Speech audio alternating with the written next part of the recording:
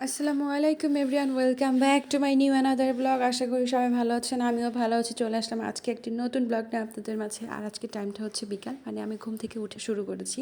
দুপুরে আমি ঘুমিয়েছিলাম, আর আমি ঘুম থেকে উঠে আমার ঘুম কাটানোর জন্য একটু ফ্রেশ হয়ে আমি চায়ের পানি দিতে চলে যাই।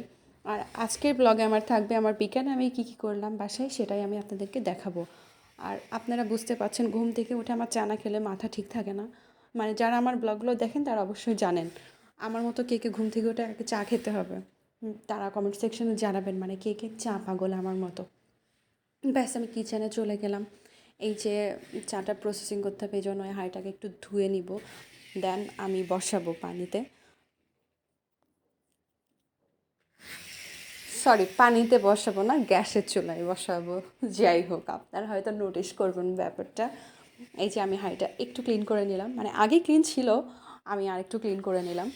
এবার পানি নিচ্ছি, নিয়ে বসিয়ে দেবো। আর যদিও বা আমি বাসায় এখন বর্তমানে চা খাওয়ার মতো ব্যক্তি আমি একাই আছি, মানে এখন আর কেউ চা খাবে না, এই জন্য পানি অল্প করে দিয়ে নিয়েছি। গ্যাসের চুলা তো অন করতে আমার ভয় লাগে, কারণ গ্যাসের যে পরিমাণ দাম এটা আপনারাও জানেন। কিন্তু গ্যাসের দামের জন্য তার মানুষ ভাত না খেয়ে কিংবা দৈনন্দিন জীবনের কাজ না করে বসে থাকতে তো পারছে না, এটা লাগবেই। অ্যানি হাউ, যাই হোক, এই যে আমার চা বানাতে বানাতে মানে পানি হতে হতে আমি একটু আবার ফ্রেশ হতে চলে গেলাম। সাথেই থাকুন, দেখতে থাকুন ভিডিওটি। দেন একটা মজার জিনিস শেয়ার করি। দেখুন, এই যে আমার হাতে দেখতে পাচ্ছেন, এটা আমার শাশুড়ি আম্মা মানে গ্রাম থেকে আমার জন্য পাঠিয়েছে। জিনিসটা আমার খুবই ভালো লেগেছে, আর এটার মধ্যে আছে আদর আর ভালোবাসা। মেন কথা হচ্ছে এটা। আমার মতো কে কে বড়ি খেতে ভালোবাসেন, আর কার শাশুড়ি আদর করে এইভাবে জিনিস পাঠায়, তারা কিন্তু কমেন্ট সেকশনে জানাবেন। আমি কিন্তু আমার শাশুড়ির খুব আদরের ছোটো বৌমা, এবং সে আমাকে অনেক বেশি স্নেহ করে। এই যে, যাই হোক, গল্প করতে করতে এই যে আবার আমার কাজ।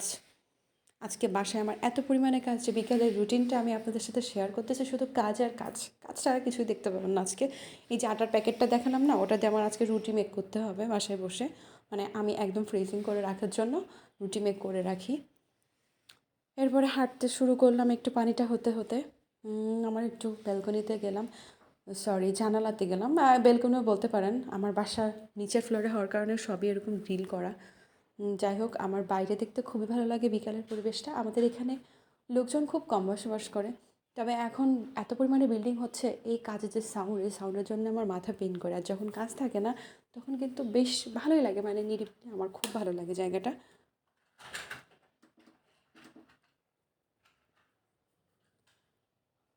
আসলে আশেপাশে এরকম সবুজ অনেক কিছু দেখাই যায় না ঢাকাতে, বাট আমার এলাকাতে দেখা যায়, এটা বেশ ভাল লাগে আমার কাছে। আপনার সাথে কথা বলতে বলতে আমার চায়ের পানি হয়ে গেল। ব্যাস, এবার আমি চাটা তৈরি করার জন্য রান্নাঘরে চলে গেলাম। এই যে আমি নিয়ে নিয়েছি অলরেডি কাপে একটা টি ব্যাগ। আমি কিন্তু লিকার খেতে পছন্দ করি না, মানে লিকার আমার কাছে খুব খুব মানে প্যারা লাগে, বিকজ অফ আমি খুব অলস, আর অলস মানুষের দ্বারা এগুলো সম্ভব না। আর আপনারা যারা অনেক মানে কড়া খেতে ভালোবাসেন চা, তারা অবশ্যই আপনারা শুধু লিকার ইউজ করে খেতে পারেন বিভিন্ন জিনিস দিয়ে, যেমন আদা, লবঙ্গ ইত্যাদি। আমার এত ধৈর্য নাই, সরি। এই জন্য আমি এভাবেই খাই।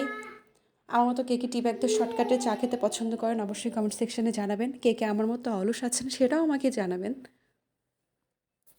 ব্যাস, এই তো তৈরি হয়ে গেল আমার চা।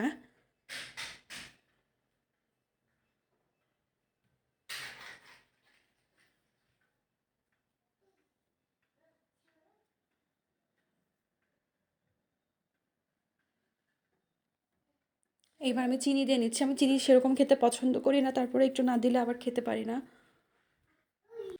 আসলে চিনি ছাড়া চা জমে না, সেটা একটা ফ্যাক্ট।